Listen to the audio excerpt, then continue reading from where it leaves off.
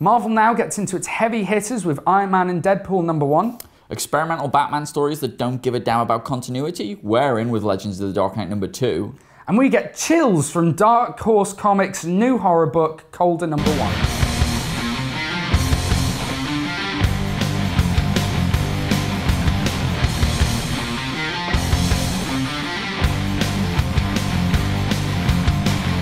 Okay, so we start off this week with the new Marvel Now titles. We've got Iron Man #1, which is written by Kieran Gillen, art by Greg Land, and we've got Deadpool #1 by Jerry Duggan, Brian Posson, and art by The Walking Dead's Tony Moore. Well done, congratulations. Thank you very much. Which do you want to start with? Let's start with Iron Man. We're going to start with Iron Man. Because that's the one I think that I was certainly very excited for. I've enjoyed Kieran Gillen's work for a while. And I actually want you to tell me what you thought of it first. I don't want to, because the pressure was on me. You said it wasn't going to be too good. So what do you think of Iron Man #1? Well, what I will say is, I will definitely not be continuing to buy this comic. At $3.99 in dollars, and £2.99. $3.99. Sorry, American. And people. we've lost the audience. And £2.90 for £2.90. £2.90. I've lost the ability to say numbers. Yeah. £2.90. And once every 2 weeks. Yeah, that's too expensive for a book, Marvel. That's too, especially when Deadpool is $2.99 or $2.20 over here. And that's monthly. It doesn't make sense. Do it the other way around. What did you think? What did I think? Artwork, didn't like it. Greg Land's art, I do not know anything of Greg Land. And this was not a good start for him. I really didn't enjoy it. And Kieran Gillen's writing, it was okay. I've definitely heard better from him. I mean, I've definitely read better from him. This just didn't hit any kind of impactful moments, comedic moments, dramatic moments. It just didn't hit anything quite right. Yeah, I mean, I pretty much agree with everything that you've just said, except for the fact that first 3 pages in this, where it's the intro, we don't really get into the story, it's just here's Iron Man. I was like, oh yeah. Oh man. Like I like the art, he's coming in the city, the new armor, like right in the inner monologue that Kieran Gillen does so well. And then I feel like this is an issue that tries to do too much very, very quickly. The reason I've never bought an Iron Man comic before is because he's not really that interesting of a character on his own. The whole thing about Tony Stark and Iron Man is he's fun in the Avengers and he's fun in the films when we see his personality, but he's not too deep.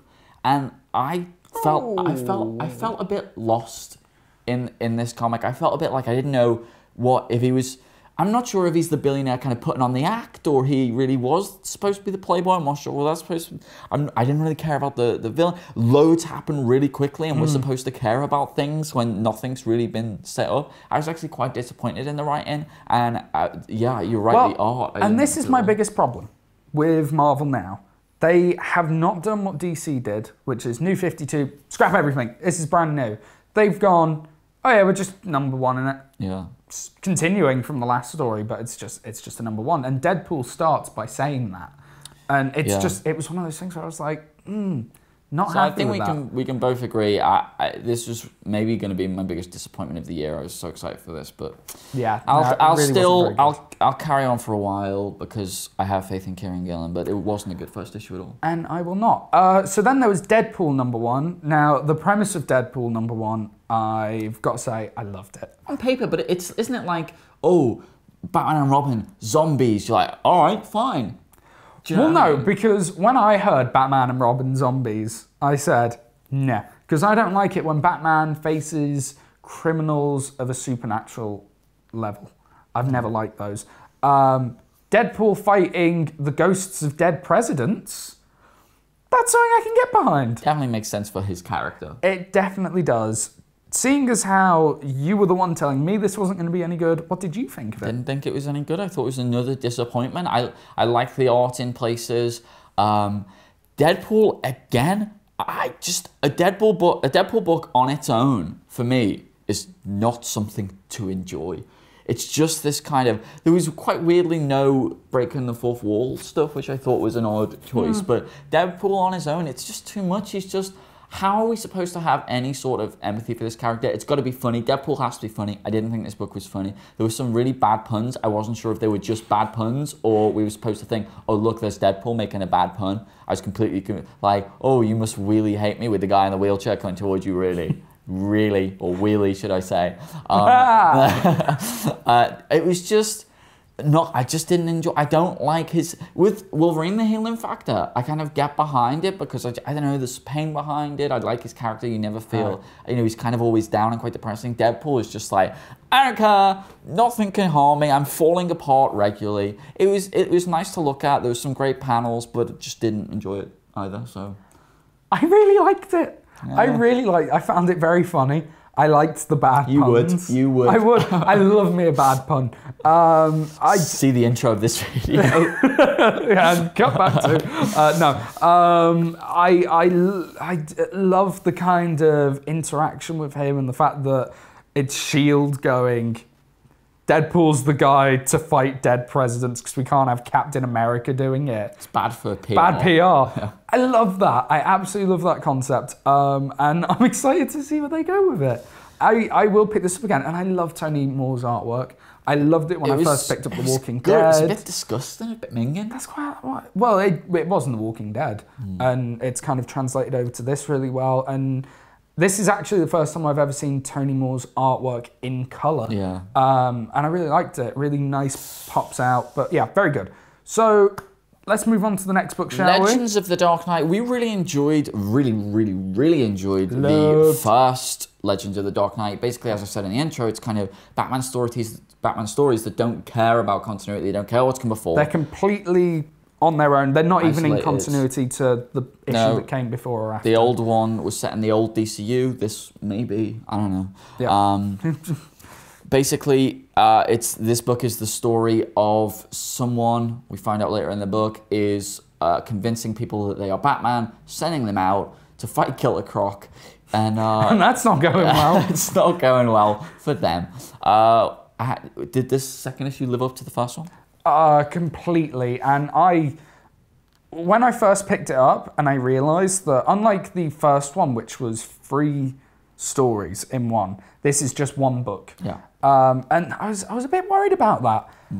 The second I started reading it, my fears were put to rest. This is so well written, absolutely beautiful, and I understand why they give Batman to Scott Snyder and Greg Capullo, and they give Detective Comics to Tony Daniel.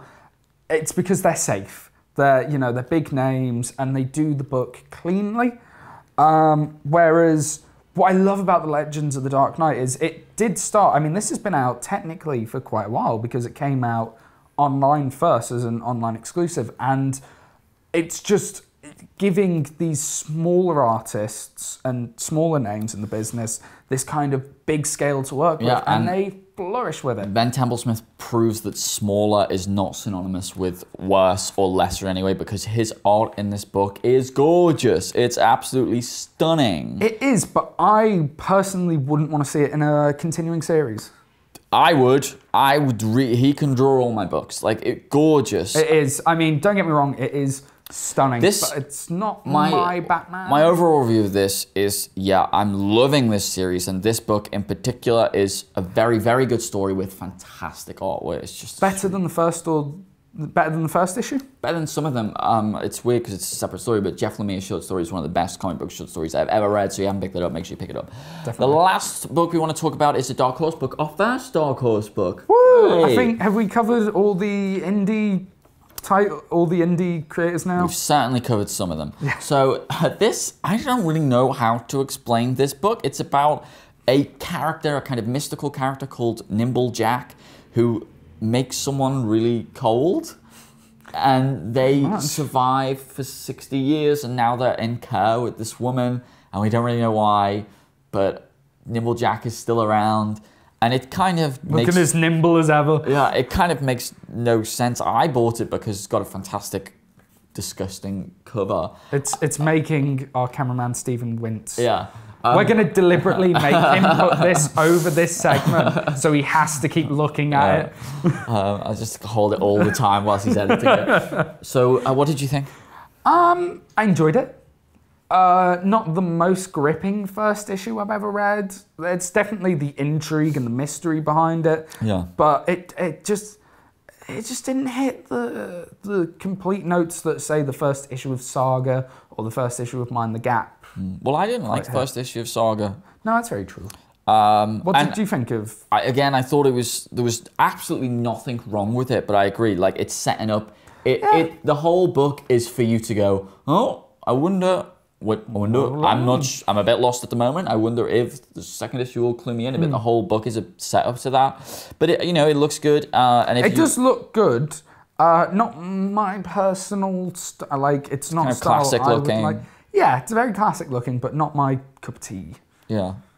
No, I enjoyed it. I think I probably will buy the second issue because I will as well. yeah, it was a good ride of what's going on. There's nothing wrong with the comic book kind of making you think, and I like the character of Nimblejack a lot, actually. Yeah, I'm really excited to see where they go with that character, but I think cover alone, it's worth buying. Yeah, great cover, and just out kind of around the good. Good. So join us on Wednesday where we'll be doing another who wins kind of versus. We haven't really. We're going to work out who the best superhero is. Indeed we are. And then on Friday, we're trying something new and we're doing a artist spotlight. Of one of my favourite artists and Dale's favourite artists. Fraser Irving. So stick around for that and we will see you later.